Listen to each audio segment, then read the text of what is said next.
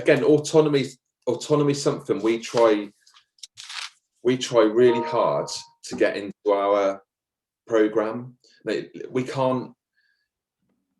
can't give true autonomy, because if autonomy is like without adult influence, we can't do that, because obviously we need to be there. We have to be around the program, so we can't have true autonomy. No. We try and provide some space for them to have some control over what they're doing. So we're scaffold that, so it'll look different at 9 to what it does at 16. So on a Monday night, for example, before we go indoor, we'll do some arrival carousel practices that the coaches will put on. So there might be 5 or 6 practices. When the boys arrive, they can choose, and again, it's mixed, they can choose which technical practices they go and do. So it's not, you have to go and do pass and receiving, you have to go and do finishing.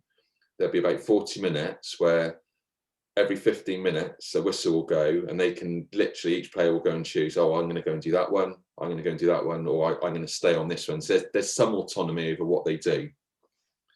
And then for the older ones, the YDP ones, again, we'll scaffold it through the course of their YDP period. We'll show them different practices, but for the first part of a session, they go and set up their own arrival games or practices, and that's their time to go and do it. And again, the coaches won't just abandon them; they'll still go around, help them, make sure they're doing it properly, and correct technique, etc.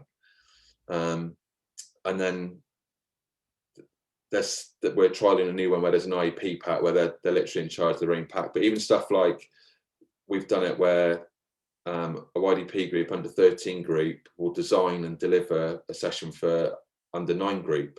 So again, without coaches being involved, I just think that that autonomy is really important, where coaches are removed from it, where the kids can just have their own space.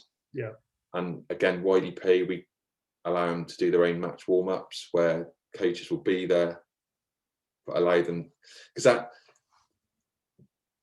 if learning is through trial and error, we've got to give them that space. We have to give them that space where they're making their own mistakes and correcting themselves. We think that's important.